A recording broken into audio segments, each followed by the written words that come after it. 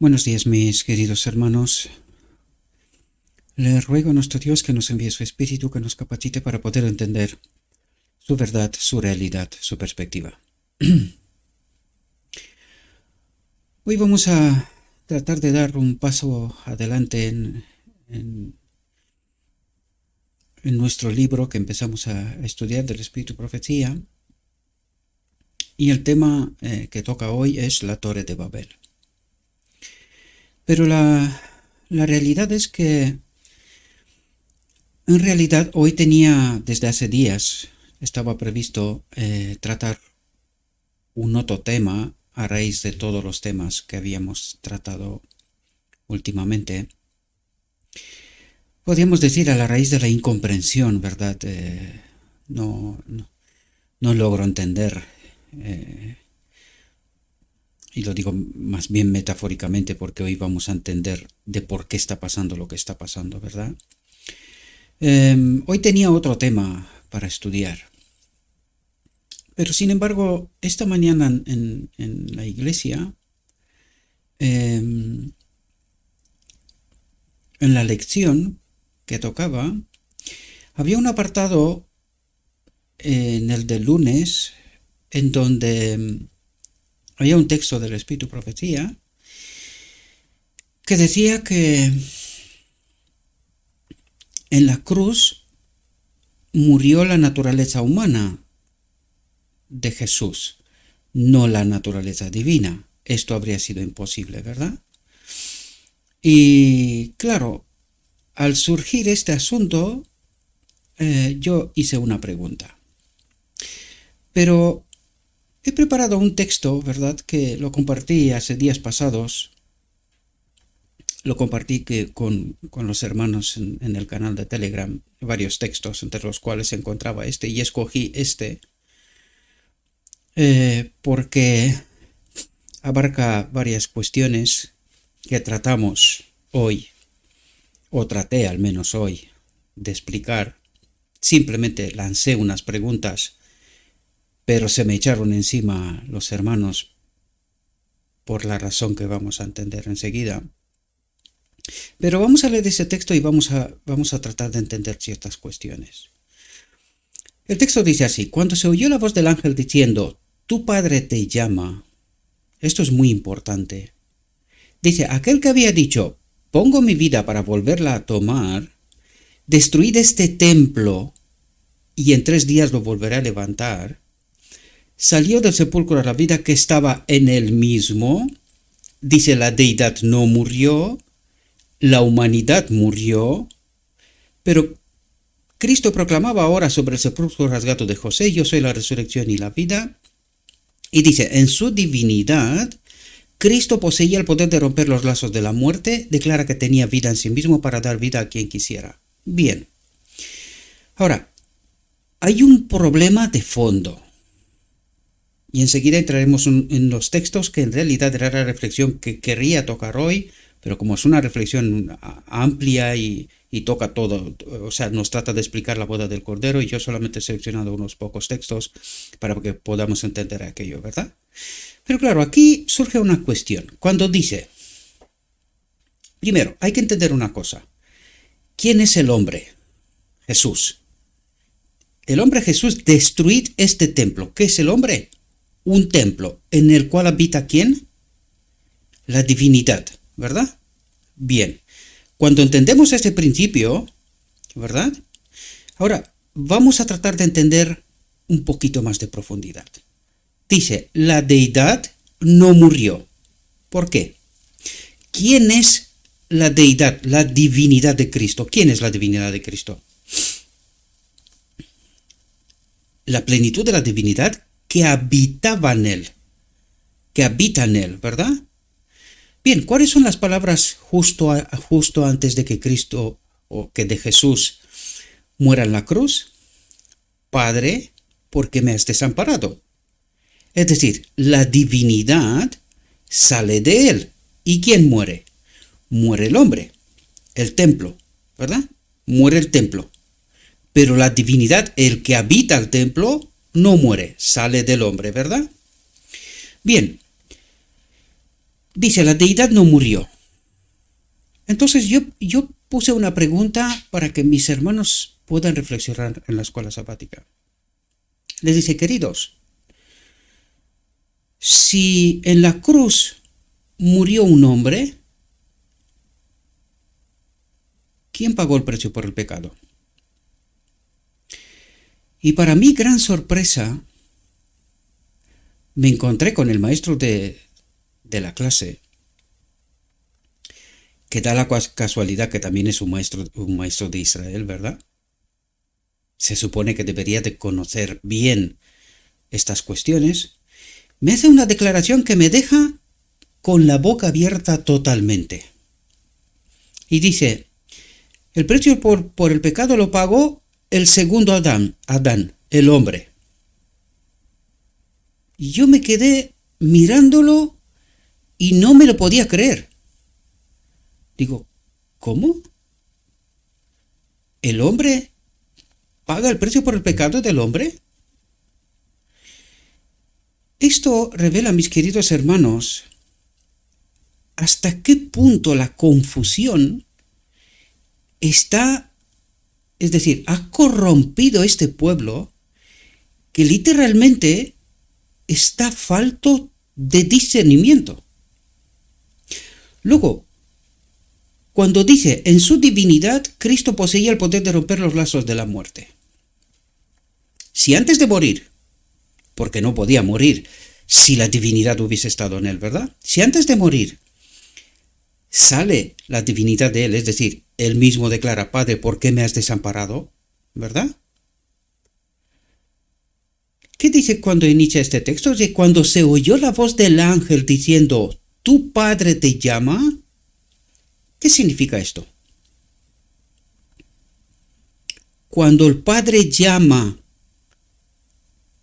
Génesis, vámonos al inicio. Dios dice y toma forma. Y cuando el Padre llama al hombre, Cristo Jesús, a Cristo, ¿verdad? Cuando lo llama, ¿qué ocurre? Vuelve a la vida. Ahora, ¿por qué? Yo creo que nosotros no entendemos muy bien las Escrituras. Y si iríamos para atrás a Moisés, que es el tipo de Cristo, ahí veríamos que cuando Moisés pasa al descanso, ¿verdad? Cristo lo resucita y allí hay una discusión. ¿Entre quién? Entre Cristo y Satanás. ¿Por qué? Porque dice que Cristo no tiene derecho a llevarse a Moisés al cielo, ¿verdad? Porque es un hombre bajo su dominio. Bien, volvamos a Cristo. ¿Cristo estaba bajo el dominio de Satanás? ¿Estuvo en algún momento bajo el dominio de Satanás, es decir, bajo el dominio de la muerte? ¿Lo estuvo alguna vez? No, nunca. ¿Bajo qué dominio estuvo el hombre Jesucristo, incluso en su muerte? ¿Bajo el dominio de Satanás? ¿Pero cuál fue su pecado? ¿Cristo pecó? ¿Tenía que morir? ¿O es que en la cruz el Padre permite que el enemigo de Dios cumpla con su propósito? ¿Pero Cristo había cometido pecado? ¿Tenía que morir? Nosotros no entendemos la profundidad del Evangelio, mis queridos hermanos. Por eso le estamos dando vueltas y vueltas. Y yo hoy les decía a los hermanos, queridos, ¿un hombre paga el precio por el pecado? Sí. Y se me echaron los hermanos encima. Que no, que estos son misterios que nosotros no entendemos, que esto lo vamos a entender en el cielo. Digo, si llegamos. Porque a estas alturas me parece que va a ser que no. Y luego les pregunté, ¿murió Jesús? ¿Murió de verdad? Porque decían, Es que en su divinidad Cristo poseía el poder de romper los lazos de la muerte, declara que tenía vida en sí mismo para dar vida a quien quisiera. Ahora pregunto yo, ¿un muerto tiene vida también en sí mismo? ¿Está en estado de coma y lo tomamos como muerto? ¿Está muerto? ¿No está muerto? ¿Cómo es eso? Lo que trata de decirnos aquí, que declara que tenía vida en sí mismo, es decir, que él no estaba bajo el dominio del enemigo, ni siquiera en la muerte, porque no tenía que morir. El Padre permitió que lo matásemos, nosotros y el enemigo, ¿verdad? Precisamente porque estábamos separados de Dios. Pero Cristo pecó. ¿Tenía que estar muerto? ¿Estuvo en algún momento bajo el dominio de Satanás? ¿Tenía derecho a ser resucitado a la vida? Necesitamos profundizar en estos aspectos, mis queridos hermanos, porque escucho barbaridades. Dice, no, mientras él estaba muerto tenía la vida en sí mismo. Digo, a ver, que esto es, necesitamos aquí un psiquiatra. Alguien está loco y no lo sé yo, no estamos muy bien de la cabeza. ¿Está muerto o tiene la vida en sí mismo? A ver si nos aclaramos. ¿Y sabéis por qué no entendemos esto, mis queridos hermanos? Por lo que hoy vamos a tratar de entender. He rescatado unos textos de la reflexión que tenía que ser para hoy, pero al final decidí rescatar solamente unos textos y al mismo tiempo dar un paso para adelante en nuestro libro que estamos estudiando y que llevamos ya, esta es la tercera reflexión, que lo hemos tenido abandonado. Pero estoy obligado a presentar esas cosas, mis queridos hermanos, porque yo creo que estamos rozando el estado de locura sin siquiera darnos cuenta. Y vamos a ver por qué. Fijaos lo que nos dice el Espíritu y Profecía o lo que dice Cristo mismo, ¿verdad? Fijaos, dice en la parábola, las 10 vírgenes salieron al encuentro del novio. Y este texto es un texto que habla de la boda del Cordero, en su totalidad. ¿Quiénes están preparados? ¿Quiénes no están preparados? ¿Por qué sí y por qué no? Fijaos lo que dice. Todas las vírgenes, todas tenían lámparas y recipientes para el aceite. Es decir, tenían la palabra de Dios y tenían el vaso para poder tener aceite, ¿verdad? Es decir, al Espíritu Santo. Dice, durante un tiempo no se vio ninguna diferencia entre ellas. Así, atentos, así sucede con la iglesia que vive justo antes de la segunda venida de Cristo. Es decir, habla de mí y de ti, querido y querida. Y dice, todos tienen un conocimiento de las Escrituras. Todos han oído el mensaje de la proximidad de Cristo y esperan con confianza su aparición. Esperan con confianza su aparición. Atentos. Pero como en la parábola, así es ahora. ¿Cuándo ahora? Ahora mismo. Interviene un tiempo de espera. La fe es puesta a prueba. Cuando se oye el grito, he aquí el esposo viene, salid a recibirle, y esto está ocurriendo ahora mismito, ¿verdad? Dice, muchos no están preparados, no tienen aceite en sus vasos con sus lámparas. ¿Por qué? Dice, están desprovistos del Espíritu Santo. ¿Por qué necesitamos nosotros el Espíritu Santo, queridos?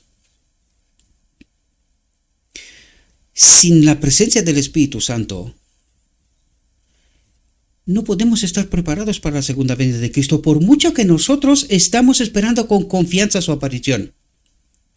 Porque el profeso pueblo de Dios eso dice, que están esperando con confianza su aparición y que entienden la verdad. Y yo les estoy hablando de una verdad de primarias de guardería, o sea, de nivel de guarderías. Si tú no comprendes lo de la cruz, ¿qué comprendes? ¿Qué comprendes si tú no entiendes qué pasó en la cruz?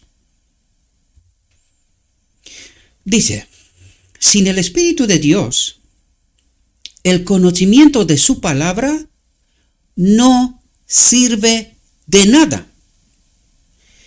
Y el nivel de nuestros maestros está a este nivel, queridos.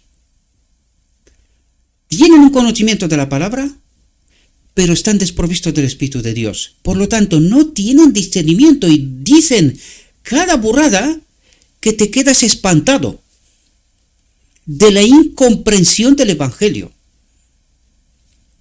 El conocimiento de su palabra, tú te puedes tener de memoria todo el Evangelio, de memoria. No te sirve de nada. Dice, la teoría de la verdad, sin la compañía del Espíritu Santo, no puede vivificar el alma ni santificar el corazón. Es decir, estás falto de discernimiento. No tienes un carácter semejante a Cristo. No lo tienes. Dice, uno puede estar familiarizado con los mandatos y las promesas de la Biblia, pero a menos que el Espíritu de Dios ponga la verdad en su lugar, el carácter no será transformado. Y yo pregunto, ¿cuál es tu confianza en la espera de la venida de Cristo? Cuando tú no entiendes el Evangelio, cuando dices unas barbaridades que no te lo puedes ni creer, yo me quedé con la boca abierta. Ya no es Dios el que paga el precio por el pecado, ya es un hombre. Porque no somos capaces de entender, queridos, cuál es el sacrificio, cuándo empieza y cuándo se termina, y cada etapa de la obra de Cristo y el por qué. Este es nuestro nivel, queridos, pero a menos que el Espíritu de Dios ponga la verdad en su lugar, el carácter no será transformado. Sin la iluminación del Espíritu, los hombres no podrán distinguir la verdad del error y proclaman el error como si fuera verdad, sin siquiera pensar. Y por eso yo les lancé las preguntas. Si murió la naturaleza humana, ¿quién pagó el precio por el pecado? Y en la tumba, ¿Cristo murió o tenía la vida en sí mismo? Y sí, la afirmación del Evangelio es esta. Pero ¿entendemos la profundidad de lo que quiere decir? Porque lo que quiere decir es que el enemigo de Dios jamás tuvo a Cristo en su poder. Y si no estuvo en su poder, ¿en poder de quién estaba? Del Padre. Del Padre. El Padre se salió de él, permitió que muera la naturaleza humana, y después de 3 días lo resucitó, ¿verdad? Demostración que nunca estuvo bajo el poder del enemigo de Dios. Por eso vemos toda la historia de que pusieron guardias en la tumba y toda la historia de ahí. Y aún así, con toda la perversión de aquella historia, Cristo volvió a la vida. ¿Por qué? Porque nunca estuvo bajo el dominio del enemigo. Jamás. Dios solo le permitió para que el enemigo de Dios se revele. ¿Cuál era su verdadera intención? Matarlo. Y por eso Dios permitió. Pero el tercer día, tal como lo prometió, lo resucitó. Y la Odisea no comprende esta realidad, queridos. No comprende, está rozando el estado de locura, literalmente, y no comprende cuál es su verdadera condición, que es justamente lo que acabamos de leer. El carácter no será transformado, porque en base a mentiras, es decir, si el carácter no es santificado, purificado, no puede ser un carácter semejante a Cristo. De ninguna manera. Sin la iluminación del Espíritu, los hombres no podrán distinguir la verdad del error y caerán bajo las magistrales tentaciones de Satanás. Y esto está pasando en nuestras iglesias ahora mismo. en este mismo instante, mientras con confianza estamos esperando la venida de Cristo. Y no entendemos cuál es nuestra verdadera condición. Dice, la clase representada por las vírgenes necias, dice, no son hipócritas.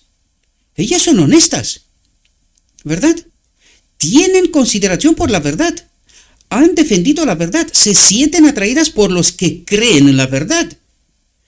Pero no se han sometido a la obra del Espíritu Santo. Es decir, esa verdad que ellos tienen no es la obra del Espíritu Santo. No es con el Espíritu Santo. Porque llegar a creer lo que la Odisea cree hoy día no puede ser con el Espíritu Santo, queridos. Esto tiene que ser exactamente como la visión de los dos tronos. Cuando dice, piden el Espíritu, y Satanás envía su Espíritu, pero sin discernimiento, sin la capacidad de entender, distinguir la verdad del error. Y así la gran mayoría está engañada. Así es como desde hace 2 o 3 reflexiones para atrás han disminuido las visualizaciones y todo lo que esto conlleva. ¿Por qué? Porque esta es la condición de la Odisea. Cree saber, pero lo que no sabe es que está engañada. Eso es lo que no sabe, desgraciadamente. Y se perderá. Yo advierto una y otra vez. Algunos podrán decir, Gabriel se ha vuelto loco. ¿Cómo está este tío tan seguro? Está escrito, queridos. Está escrito. Lo siento mucho. Este ministerio existe precisamente para dar la advertencia, para dar un mensaje que prepara un pueblo para la segunda venida de Cristo, para tratar de dar a este pueblo discernimiento. Pero creo que no le interesa. Yo me falta poco para volverme depresivo, de verdad. Me fui triste de la iglesia hoy. Triste. Porque no puedo entender cómo es posible que este pueblo haya caído tan bajo teniendo la verdad. No logro comprender, queridos. Y la explicación es la que Dios nos da. El Espíritu Santo no acompaña a esta iglesia. Lo vimos en multitud de textos y esta es la confirmación. Cuidado, porque estamos hablando de la boda del Cordero. Estos textos son de la boda del Cordero. Y este pueblo espera con confianza la venida de Cristo, pero no sabe que están perdidos. No lo saben, queridos. Apocalipsis 3 revela la profunda realidad de este pueblo. Él cree saber y Dios le dice, tú no sabes. No te enteras cuál es tu verdadera condición. Dice, pero no se han sometido a la obra del Espíritu Santo. No se han posado sobre la roca, Cristo Jesús, y han permitido que su vieja naturaleza sea destrozada. Es decir, no le han permitido a Cristo que en este camino de Emaús les ayude a entender el Evangelio. ¿Por qué? Por una sola razón. El hombre, su teología es mucho más potente que la voz de Dios. Cuando Dios habla, dudamos. El espíritu de profecía, no es la Biblia. No, son consejos, son cositas. Pero esto no es la verdad. Esto no lo escrito está. Y queda bien poquito, queridos, para que veamos cuál es nuestra obra. ¿Sobre qué terreno hemos construido? Dice, esta clase está representada también por los oyentes de la tierra de piedra, reciben la palabra con prontitud, pero no logran asimilar sus principios. Su influencia no es duradera. El Espíritu obra en el corazón del hombre según su deseo y consentimiento, implantando en él una nueva naturaleza. Pero la clase representada por las vírgenes insensatas se ha contentado con una obra superficial. Y ni siquiera cuando lanzas preguntas cuestionables para que piensen, para que reflexionen, para que estudien y que lo tengan claro, no piensan. Porque le falta el espíritu, el discernimiento. No se dan cuenta. Creen un error que esta es la verdad. Pero creen un error. No conocen a Dios, dice. No han estudiado su carácter, no han tenido comunión con Él, por lo tanto, no saben cómo confiar, cómo mirar y vivir. Es una pena, queridos, es una pena, pero también es la realidad. Dice, su servicio a Dios degenera en una forma. Y esto es lo que hay, formas, nada más. Cumplen, pero sin tener discernimiento, sin ponerse preguntas, sin tratar de entender, no cuestionan nada. Dice, vienen a ti como viene el pueblo, y se sientan ante ti como mi pueblo, y oyen tus palabras, pero no las ponen en práctica, porque con su boca muestran mucho amor, pero su corazón va tras su codicia. Su mente es a ver si se termina de una vez este día porque tengo cosas, tengo dinero que ganar, tengo una casa que construir, tengo un patrimonio que construir. Allí está su mente, no tratando de entender a Dios, no tratando de construir un carácter semejante a Cristo. No. El apóstol Pablo señala que esta será la característica especial de los que vivan justo antes de la segunda venida de Cristo. Dice, en los últimos días vendrán tiempos peligrosos porque los hombres serán amadores de sí mismos.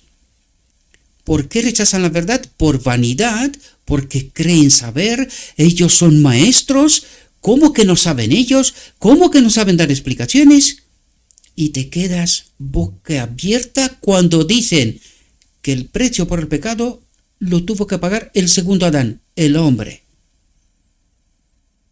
Te quedas espantado, literalmente. En los últimos días vendrán tiempos peligrosos porque los hombres serán amadores de sí mismos, amadores de los placeres, más que de Dios, teniendo apariencia de piedad. Ven a la iglesia con bonita ropa, buen aspecto, buen perfume, buenos zapatos, todo lo que queramos, la Biblia en la mano, pero la cabeza hueca. Son sinceros, pero también engañados, pero negando la eficacia de la misma, negando al Espíritu Santo que da discernimiento y entendimiento de la verdad.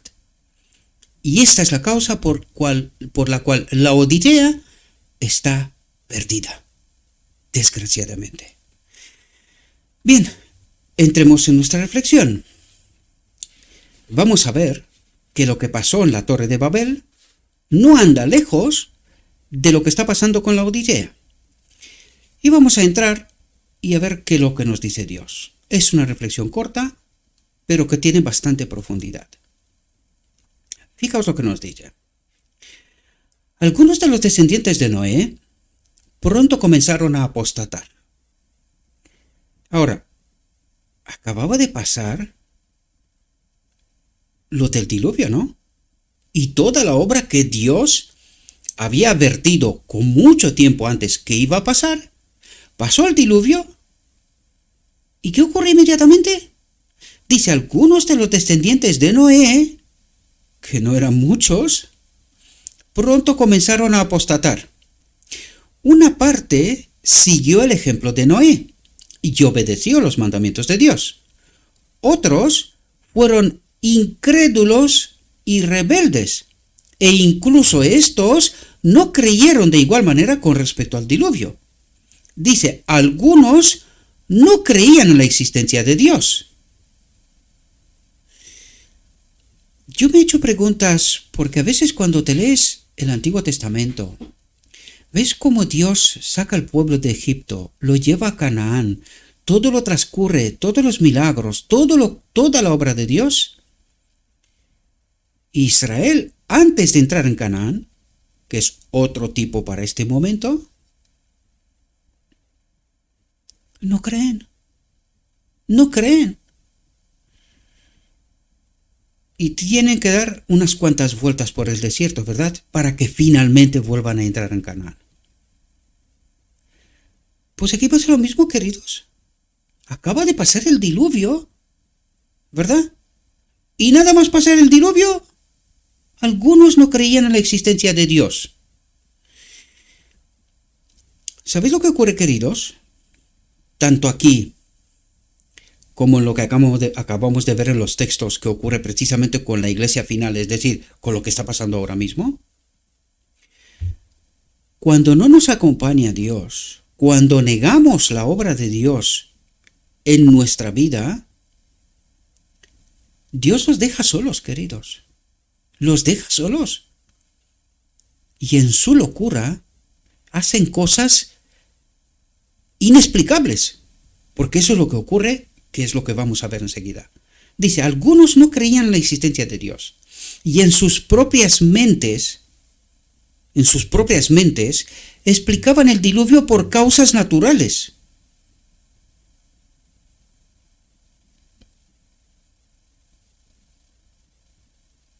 ¿Un estado de locura?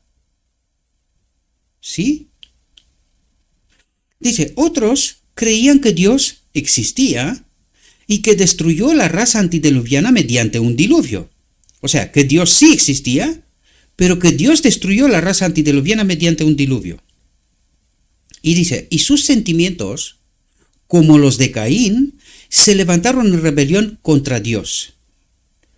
Y cuando haces esto, ¿quién toma el control de nuestras vidas, queridos? Cuando nosotros estamos en flagrante rebelión con Dios, ¿qué hace el Espíritu de Dios? Se retira. Y nosotros, más que nadie en la historia, deberíamos de entender 1888. Cómo ofendimos al Espíritu de Dios, cómo se retiró y cómo Cristo nos dijo que empezamos el camino hacia Egipto, hacia la apostasía. Que hoy este pueblo no se lo cree. Igual que ellos, pasaron el diluvio y dijeron, no, pero si esto era causas naturales. O sea, antes del diluvio no creía porque no llovía. Después del diluvio, no, esto era natural. ¿Cómo que natural? Si antes no llovía. ¿De quién es esta obra, queridos? Lo he dicho muchas veces y tengo la extraña sensación que mucha gente ni comprende ni entiende. O sea, no se le acaba de creer. Esto es un estado de locura, debido a la no presencia de Dios, queridos, a la rebelión. Dice, se levantaron en rebelión contra Dios, porque destruyó a la gente de la tierra y maldijo a la tierra por tercera vez mediante un diluvio. Esto es una locura. Honestamente, esto es una locura. Dice, los que eran enemigos de Dios, por un lado decía que Dios no existía, que todo era natural. Por el otro lado dice, los que eran enemigos de Dios se sentían diariamente reprendidos por la conversación justa y la vida piadosa de los que amaban, obedecían y exaltaban a Dios. Esto está pasando hoy, ¿verdad? Justamente está pasando hoy en la iglesia. Tratando de despertar alguno despertó, porque después empezó a preguntarme cosas y comprendió, ¿verdad? En el poco tiempo que tuve para explicarle, comprendió, pero la gran mayoría saltaron encima de mí y la única explicación que tuvieron es que, no, estos son misterios que no los podemos entender aquí, los entenderemos en el cielo. Y digo, ¿y el Espíritu Profecía para qué está? ¿Para qué le fue entregado el Espíritu Profecía a este pueblo? La última advertencia para el mundo. ¿Para que este pueblo diga que esto es misterio? Por cierto, para que se pueda dar cuenta de su incomprensión, le pregunté al maestro, oye, ¿cuál es el misterio de la piedad? ¿Dónde se aplica? Y como le repetí varias veces lo de la encarnación, me dijo, en la encarnación. ¿Y qué significa misterio de la piedad? Dios se hizo hombre. ¿Y no te cuenta nada esto? ¿No te dice nada esto? Si el misterio de la piedad se aplica a la encarnación, donde Dios se hizo hombre, ¿dónde murió? ¿Dónde se pagó el precio por el pecado? ¿Es un misterio o es revelado? La ignorancia es grandísima, queridos. La ignorancia es grandísima. Dice, los incrédulos se consultaron entre sí y acordaron separarse de los fieles. Dice, cuyas vidas justas serán un freno continuo a su perverso proceder. Y esto ha pasado con la Odisea a partir de 1888. Lo que explica aquí es lo que ha pasado en el marco de la Odisea a partir de 1888, cuando el Espíritu de Dios se ha retirado. Dice, construyeron una ciudad, una plataforma, y luego concibieron la idea de construir una gran torre que llegara hasta las nubes para poder habitar juntos en la ciudad y la torre y no estar más dispersos. Ahora, ¿quién tembló por su vida en el diluvio? El enemigo. ¿Por qué una gran torre?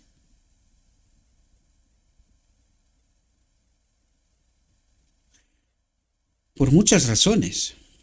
Primero, para tratar de escapar. Segundo, tratar de centralizar toda la humanidad y tenerla bajo control.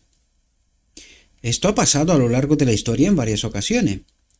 Babilonia, Roma, hoy, justamente el edificio de la Unión Europea refleja la Torre de Babel. Ese proyecto donde está el Consejo, el centro, ¿verdad?, de la Unión Europea, refleja la Torre de Babel. ¿Quién será el arquitecto que está detrás de toda esta idea? ¿Verdad? ¿Quién está tratando de centralizar y desde allí mandar? ¿Verdad? Como con una sola voz. Y dice, razonaron que se asegurarían en caso de otro diluvio.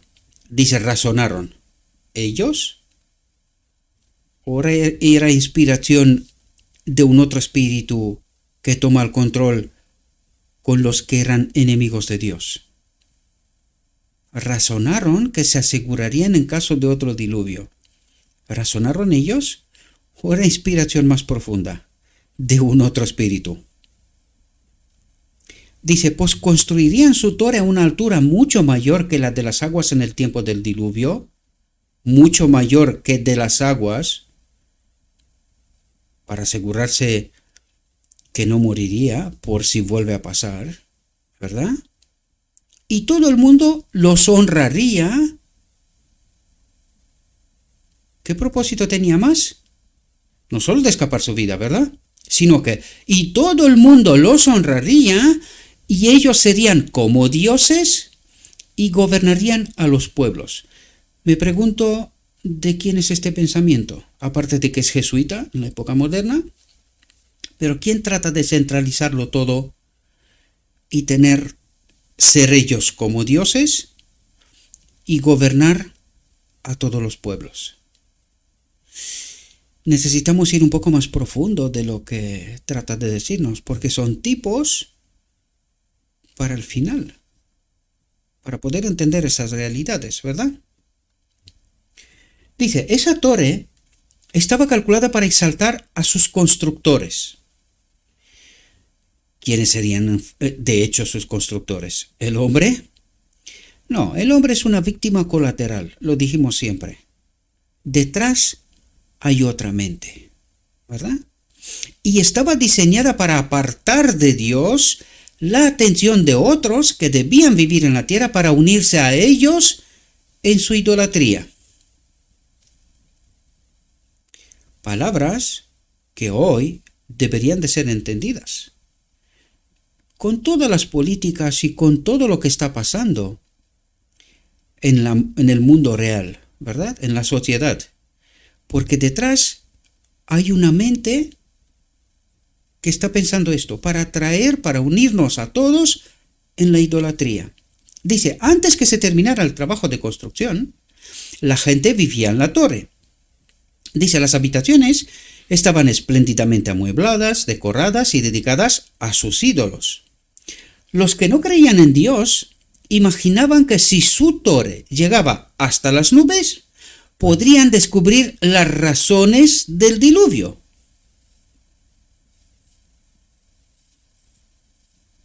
Si llegaría hasta Dios, hasta las nubes, hasta Dios, podían descubrir las razones del diluvio.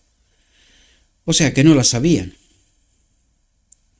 El diluvio vino porque sí, no por la idolatría, ¿verdad? ¿Sabían o no sabían las razones? Pues si lo acaba de decirse.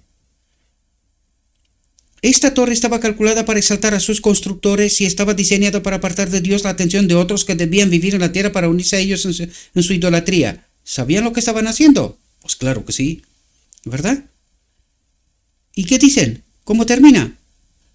Imaginaban que si su torre llegaba hasta las nubes, hasta muy arriba, hasta Dios si puede ser, podían descubrir las razones del diluvio. Las razones del diluvio será la idolatría. Dice, se exaltaron contra Dios, pero Él no les permitió completar su obra. No sé si recordáis la profecía de Daniel, que una piedra viene y golpea la estatua justo en los pies.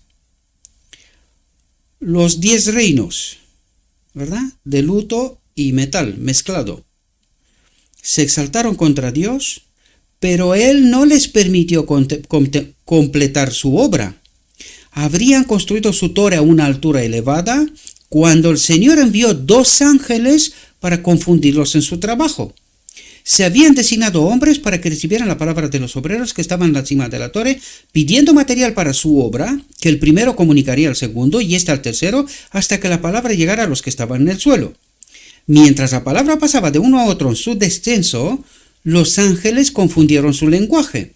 Y cuando la palabra llegó a los obreros en el suelo, se pidió material que no había sido requerido, y después del laborioso proceso de hacer llegar el material a los obreros en la cima de la torre, no era el que ellos deseaban. Ahora parémonos un segundo. La Unión Europea hoy es el hazme-reír del mundo mundial. Mientras recibía recursos de Rusia y de China, ella estaba aliada con Estados Unidos.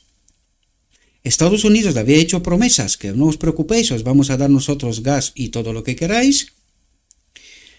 Y ahora de repente se encuentran que Estados Unidos le vende 3-4 veces mucho más caro y le vende poco porque no tiene tanto recurso ni siquiera para ellos mismos porque también están en crisis. Y Europa se encuentra, se pidió material que no había sido requerido y después del laborioso proceso de hacer llegar el material a los obreros en la cima de la torre, no era el que ellos deseaban. Construyeron sobre premisas erradas. ¿De quién es esa obra? Esa piedra que va a golpear en esa torre, en esa supuesta unión.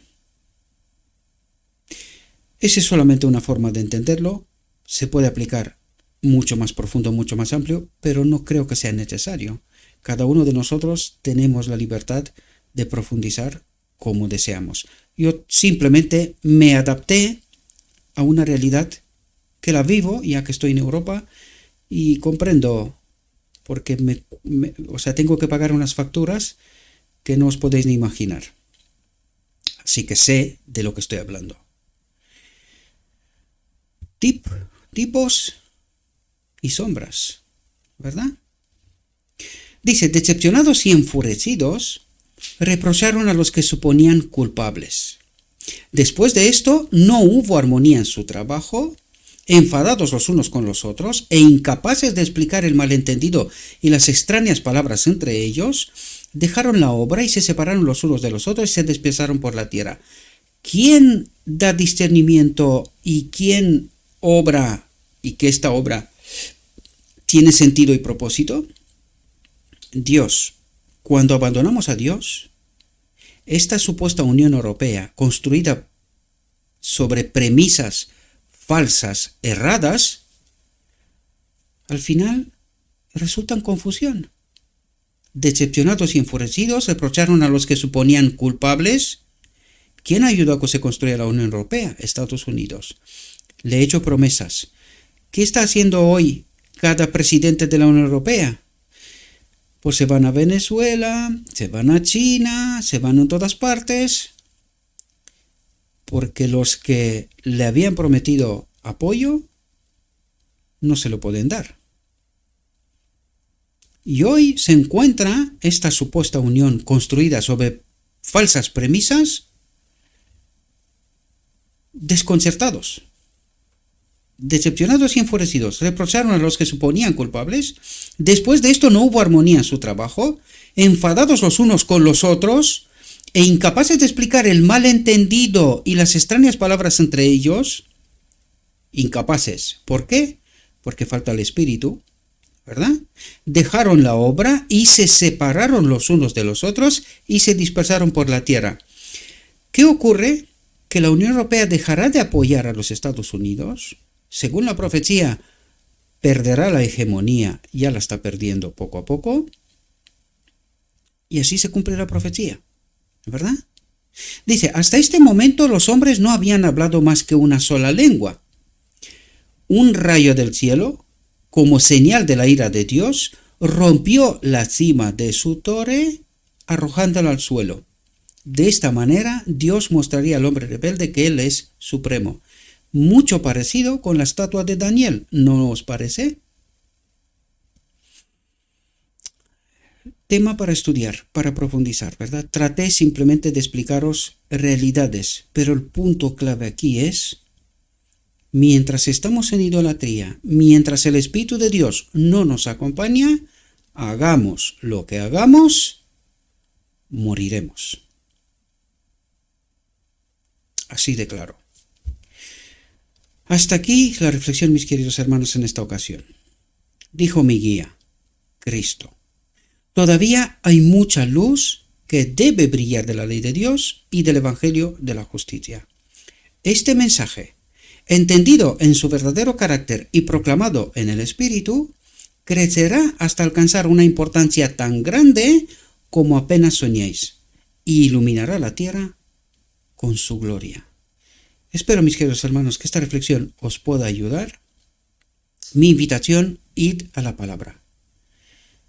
Yo trato de ayudar, pero los que tenéis que ayudaros a vosotros mismos, los que tenéis que llenar la vasija de aceite, por eso pusimos los textos al principio, sois cada uno y cada una de vosotros, queridos. Yo solo trato de advertir, pero más no se puede hacer. Necesitamos tener nuestra propia experiencia personal con Cristo, el que llena la vasija, el que da entendimiento y discernimiento, el que santifica y purifica, y pone en nosotros su Espíritu. Le ruego, mis queridos hermanos, a nuestro Dios que nos envíe su Espíritu, que nos capacite para que podamos entender su verdad, su realidad, su perspectiva. Antes de terminar, quisiera deciros que he estado reflexionando mucho con lo que está pasando en la red. veo mucha incomprensión. Por un lado la entiendo porque yo he pasado por ahí. Por el otro lado no comprendo. Hay tantas verdades en estas reflexiones y que no se comparten. Y el propósito es la gran comisión, no es otro. Aquí no trabajamos ni por dinero, ni por vanidad, ni por nada por estilo. A pesar de mi carácter y de mi personalidad, ¿verdad? A pesar, puedo cometer errores como todo hombre. En nuestra situación es normal, ¿verdad? Pero tenemos esas verdades, mis queridos hermanos. Necesitamos compartir. Es un poste de advertencia para que todos veamos cuál es nuestra real condición. Así que pensé y reflexioné, y creo que por ahora sería interesante colocar una regla, ya que me viene bien a mí, ya que tengo tanto trabajo, ¿verdad? Y creo que os puede servir a vosotros también. Y creo que sería una buena regla establecer que cada reflexión, o sea, la reflexión que voy a lanzar en la red tiene que ser precedida por la reflexión anterior que sea vista por 300 personas, o sea, que tenga 300 visualizaciones, o como tope máximo, una semana. Lo que se cumple antes, suelto la siguiente reflexión en la red. Cuando se han cumplido 300 visualizaciones, viene la siguiente. Si no se han cumplido 300, esperamos la semana. Y a la semana viene como tope máximo, viene la siguiente reflexión. Yo creo que esto debería de animaros a compartir para que pueda venir la siguiente reflexión. Si el interés es tan bajo, pues será la semana y a lo mejor me lo planteo, y si no hay tanto interés, ¿para qué? Bien, oremos por esto, ¿verdad? Oremos por esto. Y que Dios obre. Y espero que el Espíritu de Cristo esté en vosotros, que os sintáis partícipe de esta obra, compartir con vuestros hermanos, alcanzar los 300 por ahora, no es una regla definitiva, porque esperamos crecer en realidad, pero por ahora 300 creo que no es algo que no se puede alcanzar. Las últimas visualizaciones de no hace tanto tiempo han sobrepasado los 300. Lo que pasa es que las últimas no tanto. ¿Por qué? Pues porque hay verdades y verdades, ¿verdad? Así que yo creo que esa es una buena regla por ahora. Bien, le ruego a nuestro Dios que nos envíe su Espíritu, que nos capacite, que podamos entender y que hagamos cada uno de nosotros nuestra elección. Os deseo, mis queridos hermanos, que tengáis un próspero día. En todo lo que os he dicho, os lo he dicho en nombre de Cristo Jesús. Amén.